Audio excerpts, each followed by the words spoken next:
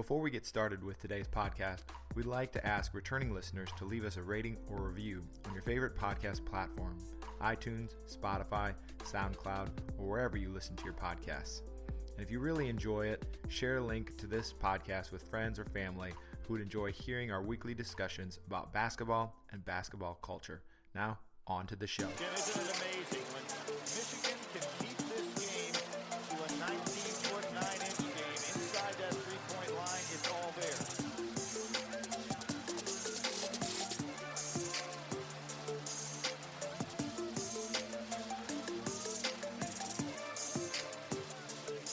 Nice move by Steve Fisher here.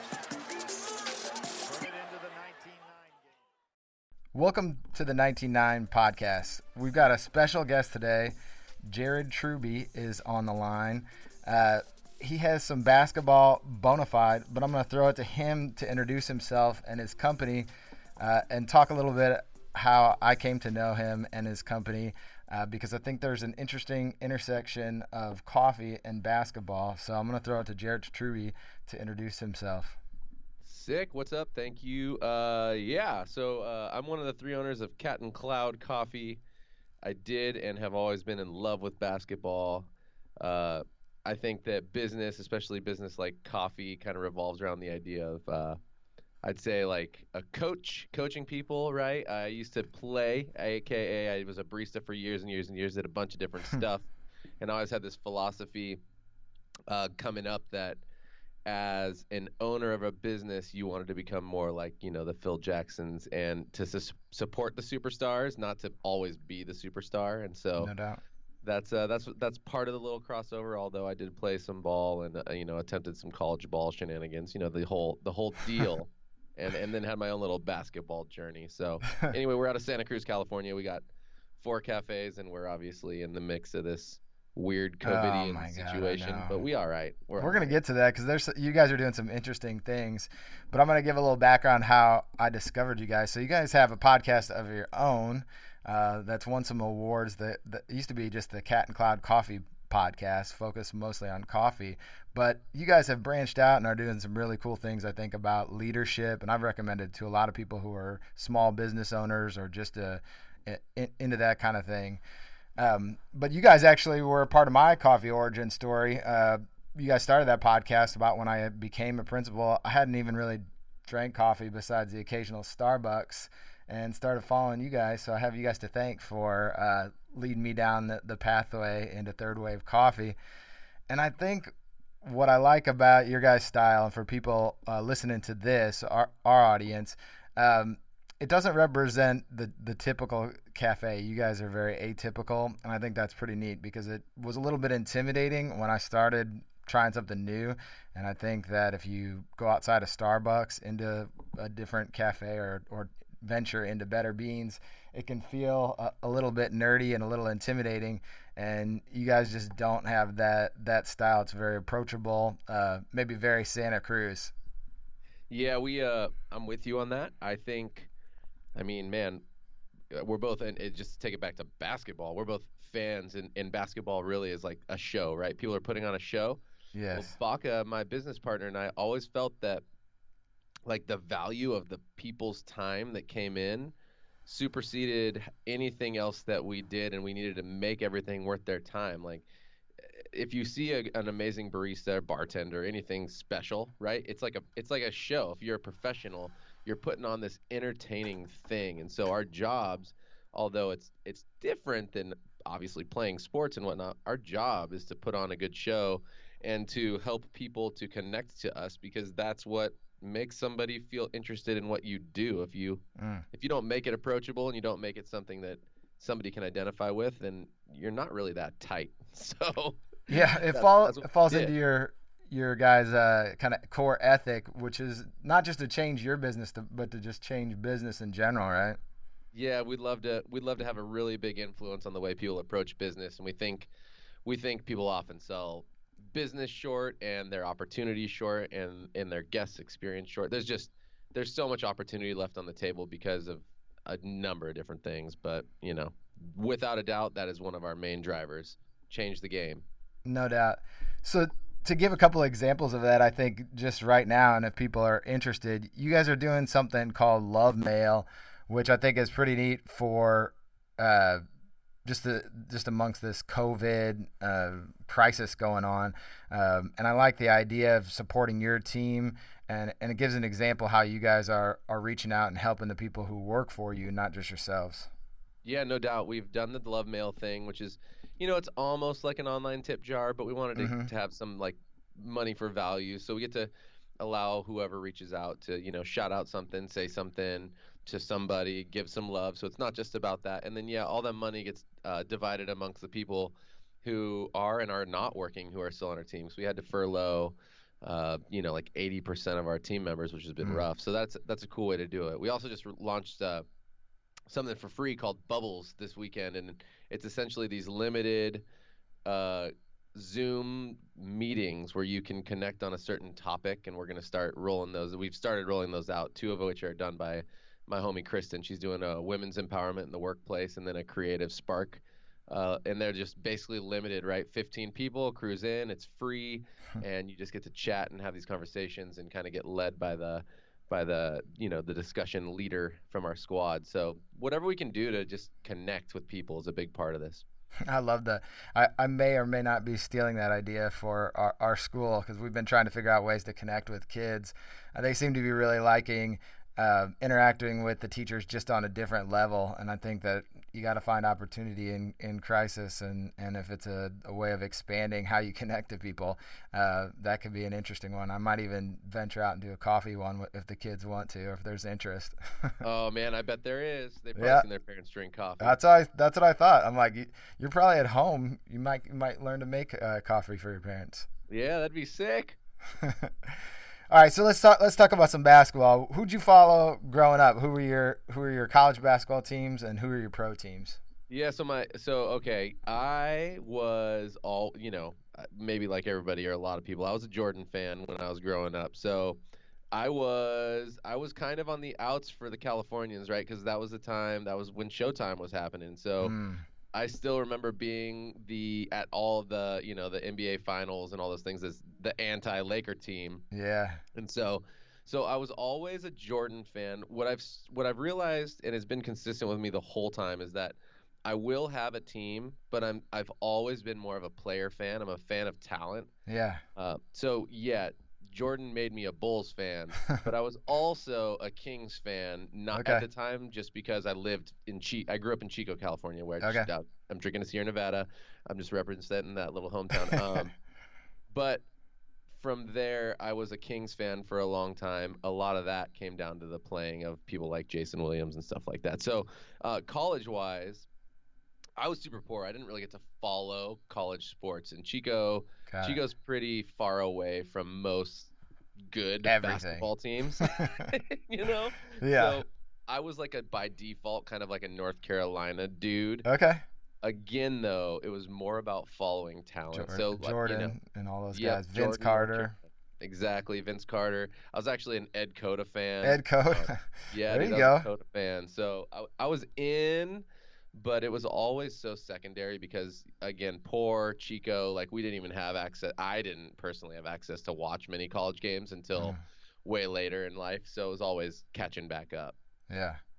What about pro then? You said the Kings. Who was your favorite Kings player? My favorite Kings player was actually Jason Williams, the white chocolate game. But at the same time, so here was my world. At that time when I was playing basketball, so I played especially from through 2006 is probably when I was playing all the time. And I was about the same size as Allen Iverson. So that was the people in my school. And I did have a crossover, maybe still do have a crossover that was for real. It was real enough. Depends on the day. Yeah, that people would used to call me White Iverson as a joke. Yes. And so it was actually my first ever Hotmail email was White Ivy 53 area code for Chico. And so I was always point guard. So my team, it was the Kings in high school. and that was a rad team. They played team ball, with DePasia, Chris Webber, Divots, that whole squad, and then obviously Jason Williams brought a lot of fun to the game. But man, it was always just about players and guys who had handles and crossovers, that was always my jam. So you mentioned playground. Was there some playground basketball that went on? Because that's one of the things that we're committed to reviving. I feel like I just watched the Stephon Marbury documentary, and they talk a lot about playground basketball. And man, I think the kids of these days are missing. I know it's nice that it's so organized, but there just seems something about playing on the playground. So I'm always looking to see if people have stories or their own experiences to get it out there, how great it is.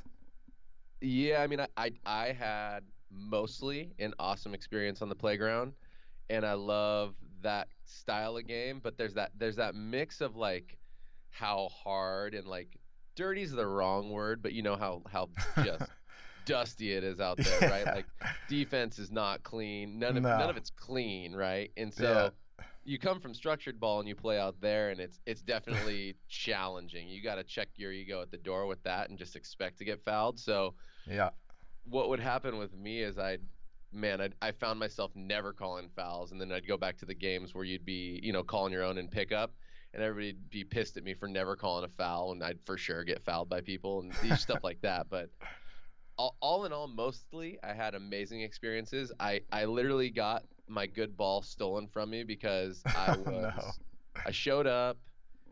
People didn't want me to be good. I turned out pretty good, and they started getting pissed when I scored.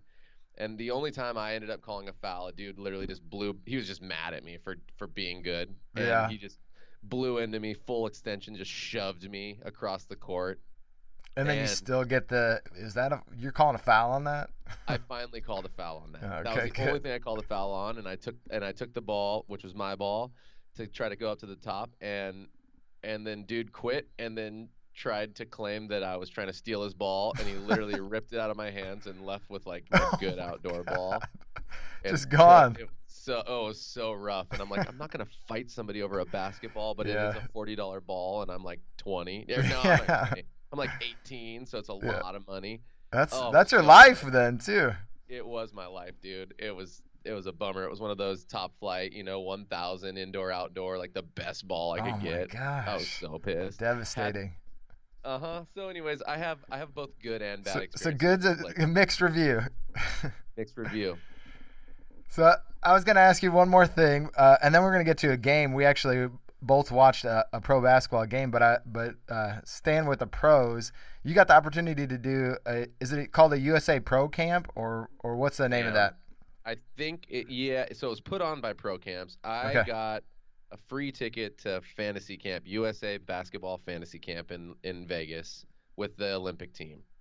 And so what do they do with you guys there? Because that just sounds so cool. I always see the YouTube clips of people at the Michael Jordan. Speaking of Michael Jordan, I always wanted to go. He had that like fantasy camp back in the day where he would like pick a guy out, play him one-on-one, and those videos are all still now floating out there of him smoking people one-on-one. So that would be so sick. Oh man. So I'm imagining something like that. So what was the experience like for you? Yeah, so what it is you go right to Vegas. They put you up. They give you the kit, right? I got my USA. I got 2 USA basketball jerseys. You can't. Apparently, I just realized I didn't know shit. So let me bleep that if you're no. Oh no, we got anything. The E. Cool. And I didn't know what was gonna happen. I didn't realize that it was such a big deal. So you roll in, right? You get put up at the Wynn.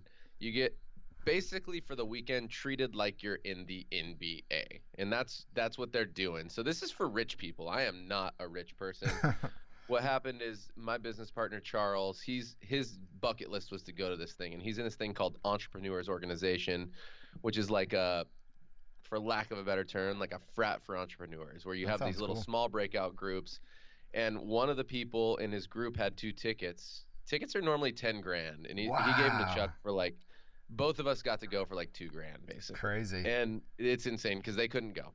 Yeah. So we both don't really know what to expect. We hop on the plane, we get off, and we're hyped.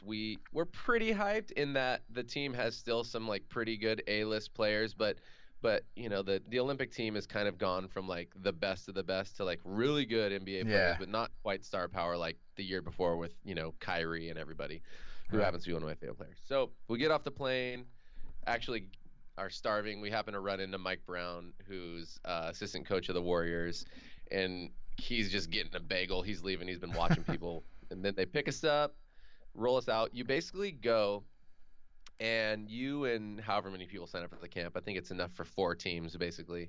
You go and get, which is super intense and scary, evaluated in some drills, and then you get evaluated in a couple scrimmages. And these are then like they who's draft. evaluating you? So it's coaches. It's like Jamie Kennedy, the head coach at TCU. Man, that's cool. Gosh, oh man, I'm blanking on all these names. A homegirl who is the head coach of the girls Olympic team, Dawn Staley? Dawn, whatever her name is. Staley? She's there. Stanley? Yep, Don Staley's balling. And then oh gosh, basically a bunch of pro Yeah. coaches, for like NCAA coaches, D1 That's cool. coaches, and NCAA whatever, all over the place. And then Do like they give Sean you like a McDonald. profile then, like to keep? I'd be curious. Killer crossover on there.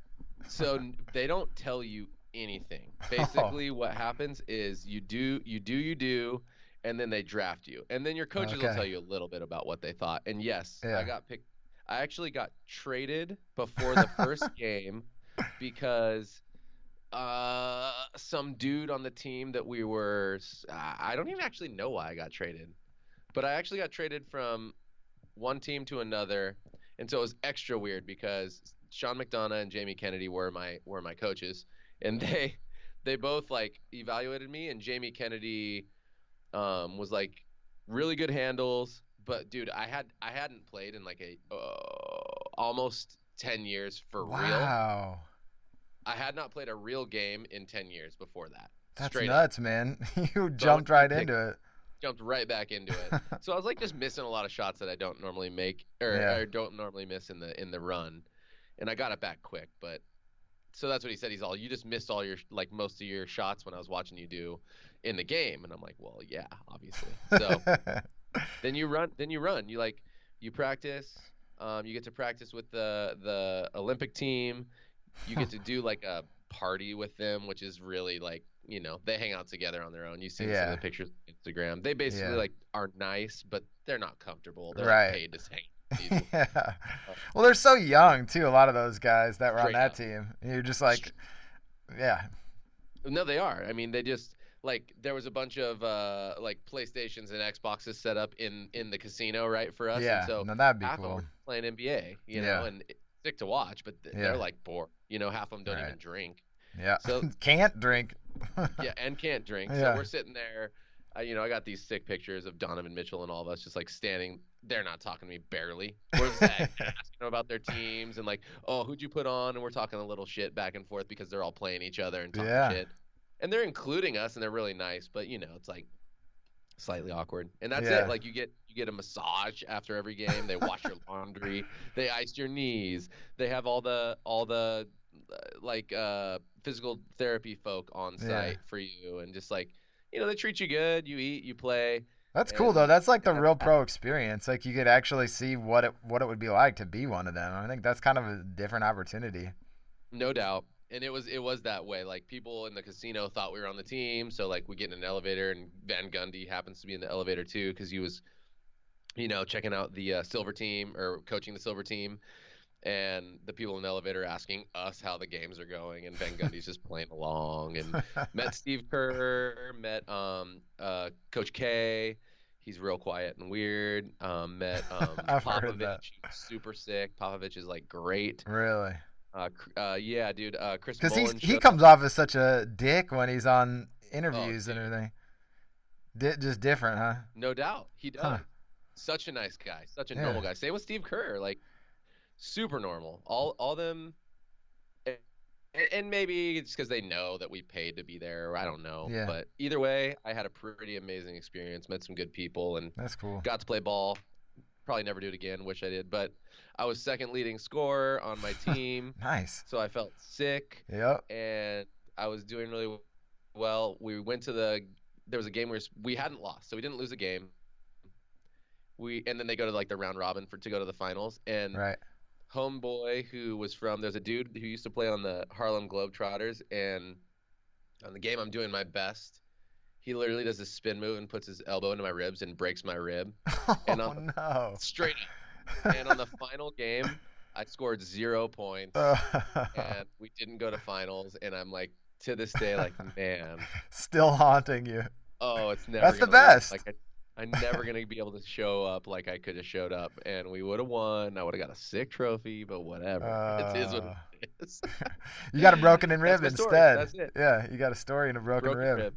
Yeah, that's not so bad. And Sean McDonough still hits me up. Actually, he was That's he was cool. a rad coach. He literally Yeah. texted me 2 nights ago. And if y'all don't know Sean McDonough, he's more of like he's an announcer. He's like NCAA football famous. So Yeah, but yeah, he's a really good dude, and it was a fun time, man. that's awesome. Sometimes it's just about those connections or just that opportunity to get out of your own mindset, you know. And especially for you, if you hadn't played ball in a while, I mean, just to get back into something that you love to do, that's a It good broke the opportunity. ice. Yeah, heck yeah. And now, a word from our sponsor.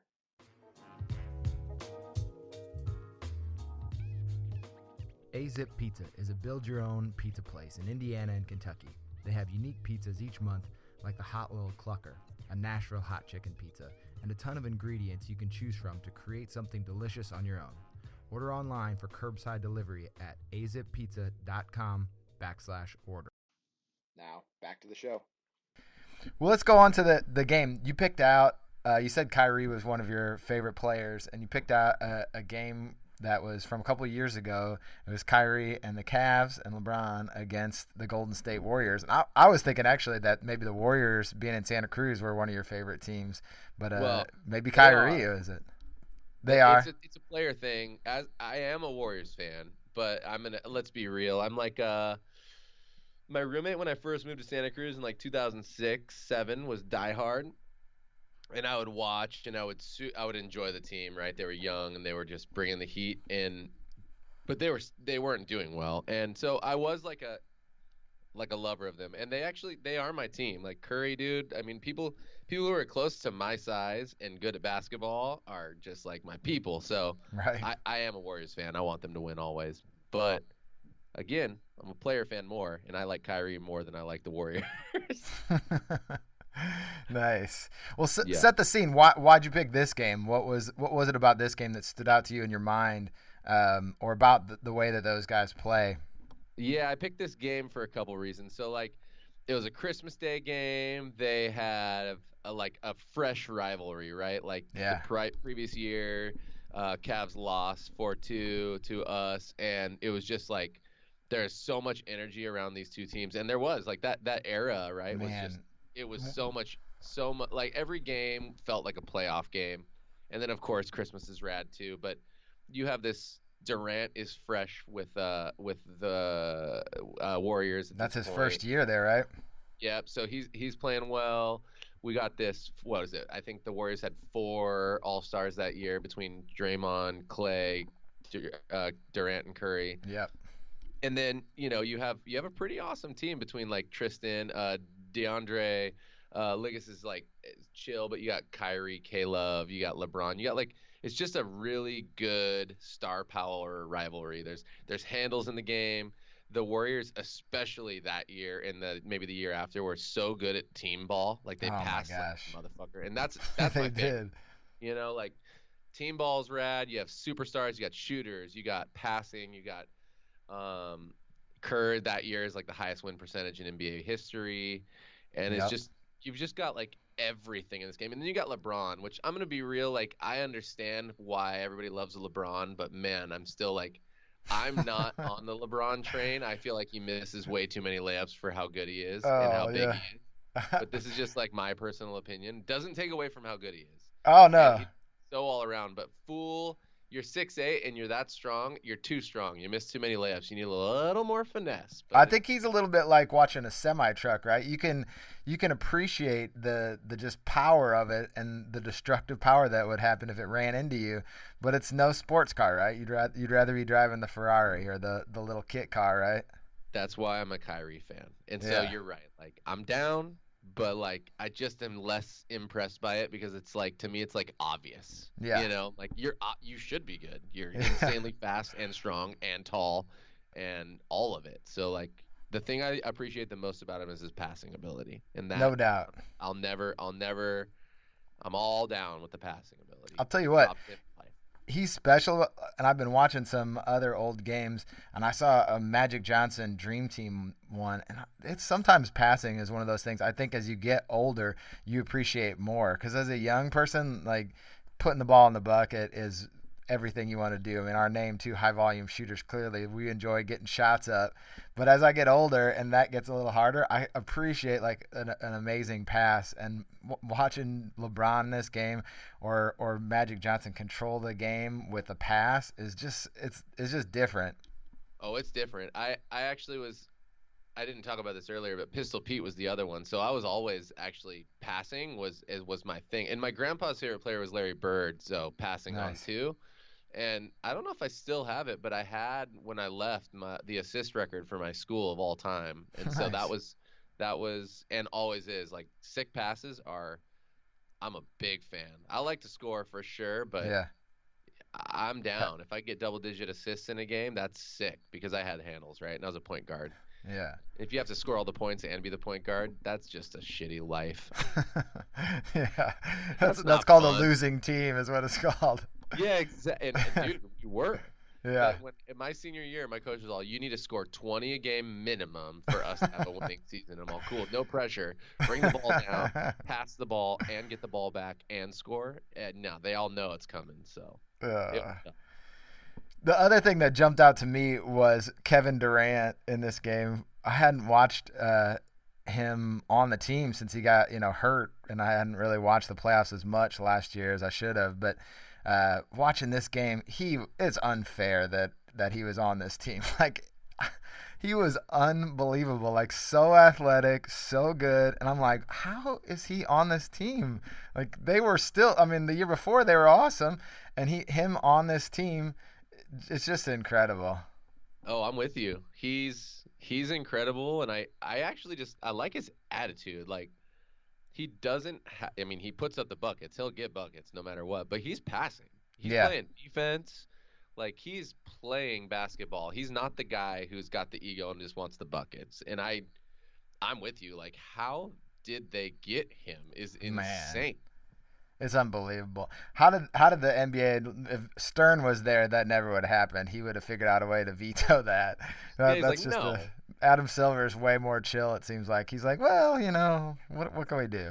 Yeah, you figured it out. I guess you got him. Yeah, I guess you got him. I mean, and they had their benches strong too.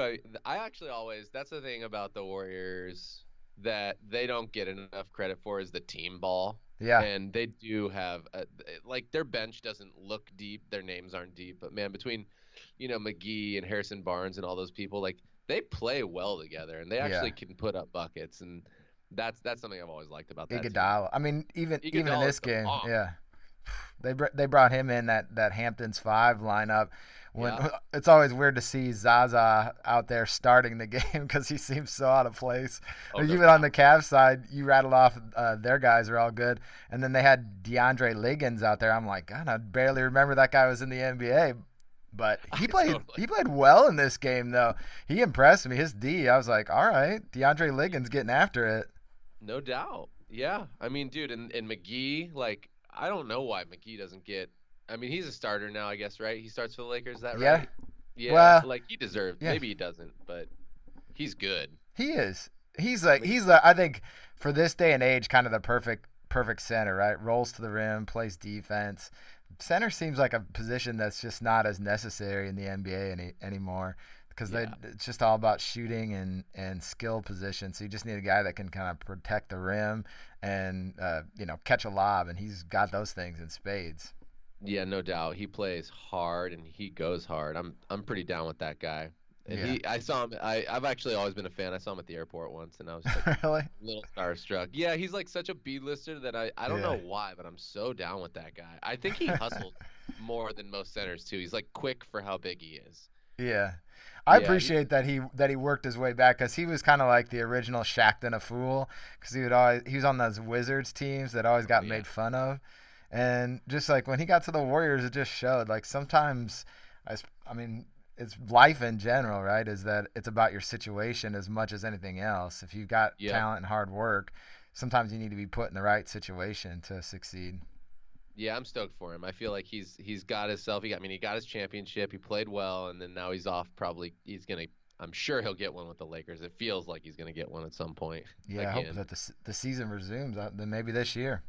Jeez, I could watch some basketball. I know they need to send them all to Vegas like you guys had. You could attest the setup works, right? Stick you in a Setup hotel works. Tell and me about it, dude. put them It on works. those courts that they had Team USA and let them go at it. Be nice. Let him watch. I'll watch. Oh my God! Did you watch any of the horse the other night? No, I haven't watched. I've been so distracted with that. Was it good? It was all right. I mean, you know, What are you gonna do? I think maybe better than it was. They did it at the All-Star game, and it was not so good because I think it was live, and people just didn't want to maybe lose on live television. But since it was like Skyped, it was a little bit different. You know, you got to plan out your shots maybe a little more. So it's a little, and they're on their like home courts. You should Right. see Mike Connolly's home court. He's got it's ridiculous. I'll go check. It's like a full court indoor NBA practice facility almost. It's at Damn. his house. Yeah. So Yeah, he's I wish getting. I had that. Yeah, we might need to put some money on the Utah Jazz for when the playoffs come back because he's going to be ready. He's just playing hard. Yeah, he's just getting his shots up. Feel that. Best retro style. Well, I had a hard time with this one. I actually hated the uniforms in this. I thought they were like just super plain, but I don't know. What'd you think? I don't know. Well, here's what I did. I just gave it a buy, and I said, all right, Richard Jefferson, you get it for getting 2 posters in the game. Oh, yes. Because he did that 2-foot dunk over Durant, and then he had another one later in the game. He got the T for – I mean, it seems like him and Durant are buds, but, like, that was my retro throwback because I was like, yeah, I was right. You're right. There was not really any hot style at all, but Yeah. he's 36, and he got 2 sick dunks. Oh, my two-hander. God. And one was on Durant on a drive, and it was like going left, dunking right. I'm in with that for days. That was sick. He was, and it came out of nowhere, right? People Nowhere. were not expecting that, and he just went at it. He got a technical too, and Yeah, because I don't know why he didn't deserve that technical, but I'm like, I don't think he made a bucket except for those 2 dunks the whole game. He missed a bunch of shots. Yeah. Yeah, he's just like, I'm gonna come in and just throw a couple dunks down. Yeah, but that's where I'm at. There wasn't really anything style wise there. It was whatever.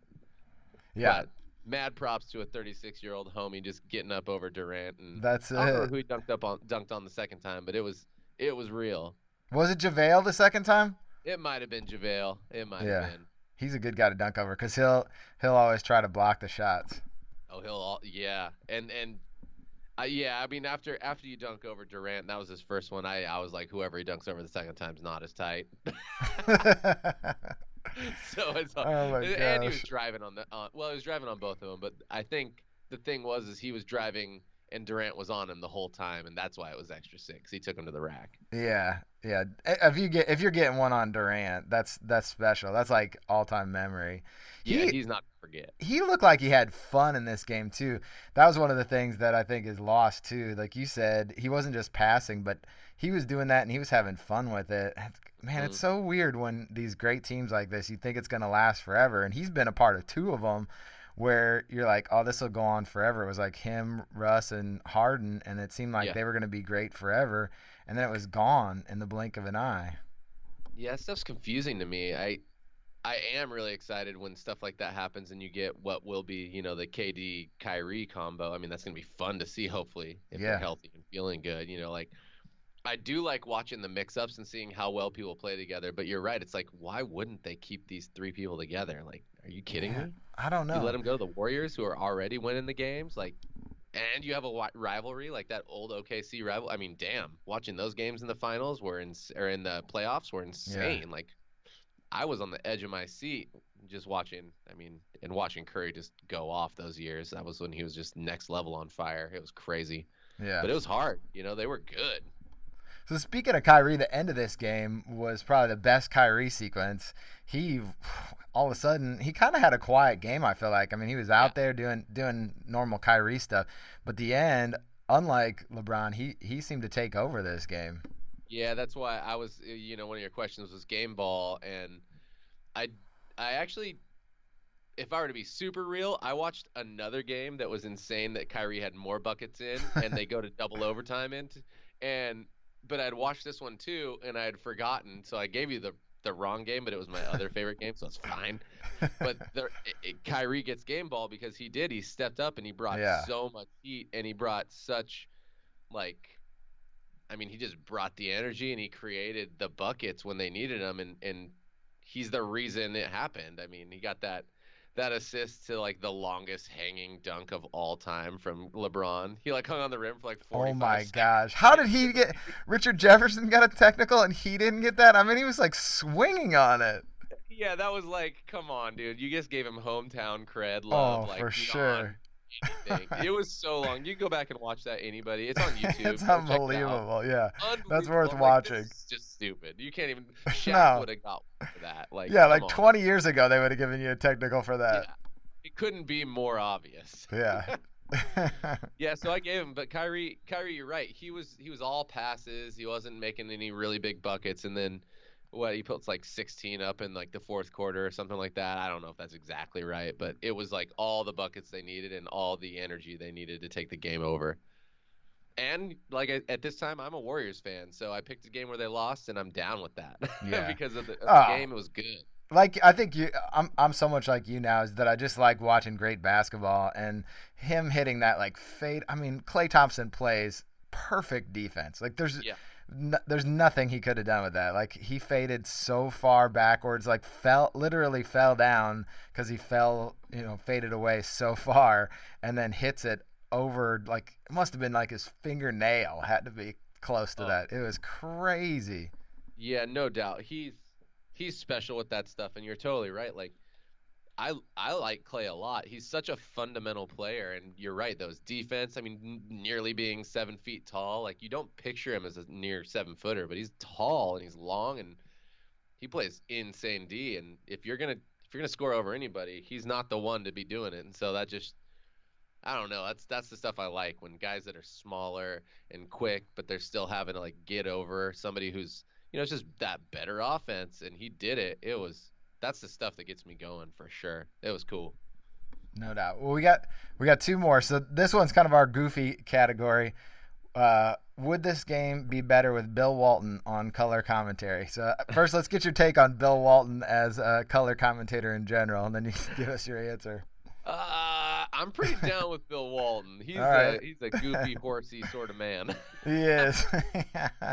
But I don't know, man. I guess I'm obviously going to have a little bit, because I met Van Gundy, I actually feel a little connection to him. But then I like how Van Gundy and Mark Jackson talk a little shit to each other. They have some fun together. Yeah. I thought they were good in this game, too. Yeah, I kind of feel like they're friends. And so I feel that a little bit, where, sometimes you feel like they're announcers, and Bill Walton just kind of takes over the game. Yeah, to say the least. It's him, I don't even know if it's the game. He takes over the broadcast and takes it to a different planet. Yeah, and it's like the Bill Walton show. This was I like that both of these guys, both Van Gundy and Jackson, will just talk some shit to each other through the whole game, and they'll call each other out.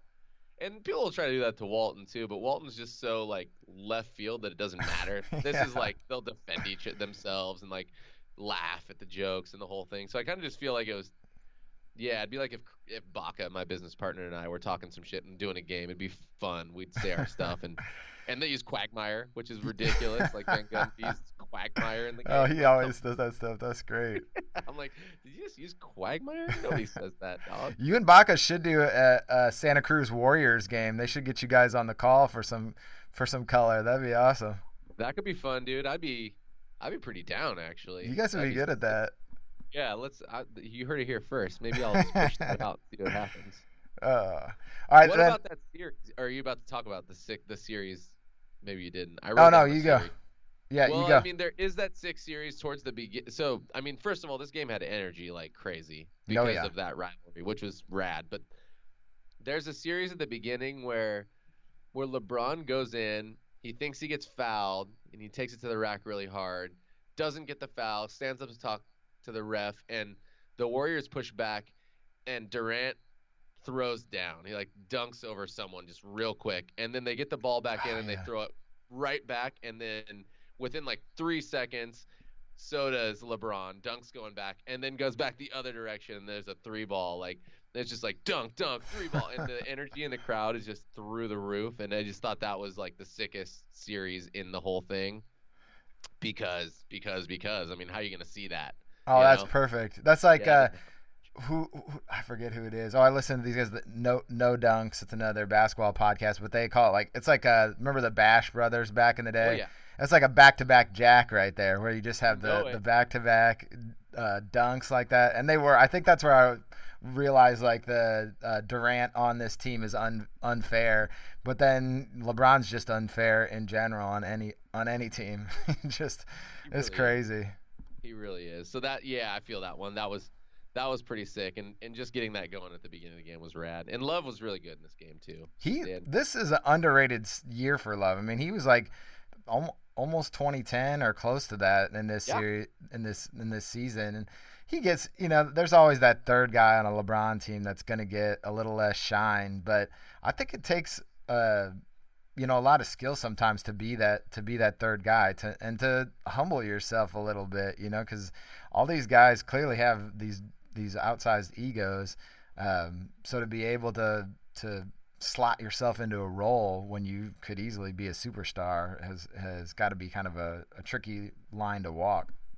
Yeah, I mean, these teams are special for sure, and I mean that's why this was the year they took down. Wait, did they beat us this year or the next year? Next year. Yeah, I don't remember. No, they had the Cavs had beaten the Warriors the year before, and then they got Durant, and it was over That's what after it was. that. And then we took them down. Yeah. I got it backwards at the beginning. Yep, it was. I said the Warriors won the year before, but it was. Yep, that was what it was. Till We Kawhi, won, the they won, Terminator, came and Yep. took them out. Yeah, baby. Yeah, it was crazy. Yeah, of course they did. Yeah, It's on. Feel that. love it, man. Well, that's all the categories I had. So I want to give you a chance to just plug yourself. Where's your social media? Where can people find you now that they've been listened to you? I'd encourage them to check out your podcast. But what else you got out that people should check out? Yeah, so you already know the Cat and Cloud podcast, and we do what we do. You already said that. I mean, I'm Jared_Truby on Instagram, and I'm all over the place. You'll see me talk about my fam, some of my business philosophies, and you'll just kind of follow my weird-ass life of all the things. But my business is Cat and Cloud. We do coffee. We do, business, holistic business. We try to build relationships, and you can, get our coffee online, subscription service, whatever that is. And then we got a lot of fun things coming for you in the next few years. But if you're in Santa Cruz, come through. Otherwise, hit us, listen to the Go podcast. online, yeah. It's worth checking out. You guys, they'll grind the coffee for you, get it sent to you. Everyone's quarantined. Treat yourself to some good coffee. Yeah, do it to it. And thanks a lot, man. It's good to talk basketball. And damn, I want to play. I know. Yeah, I got the hoop itch. I got the hoop itch too, and they closed down all the parks. Can't do anything except for lift weights in my front yard, like a total Oh my trash gosh! hole. You're lifting weights in your front yard? Yeah, well, I do CrossFit, so my gym Okay. actually loaned me some stuff to take home. So yeah, Oh, I that's got a cool. little bit. That's good. You're staying fit in quarantine. That's key. Oh, you know it, baby. All right, man. Will you All stay right. safe out there? Thanks for having me, man. All right. Cat. Thank you for listening to the 19.9 podcast with HVS, the High Volume Shooters. For more information, check out the blog at 19.9.com under HVS. And while you're there, do yourself a favor and pick up some retro college shorts. Till next time.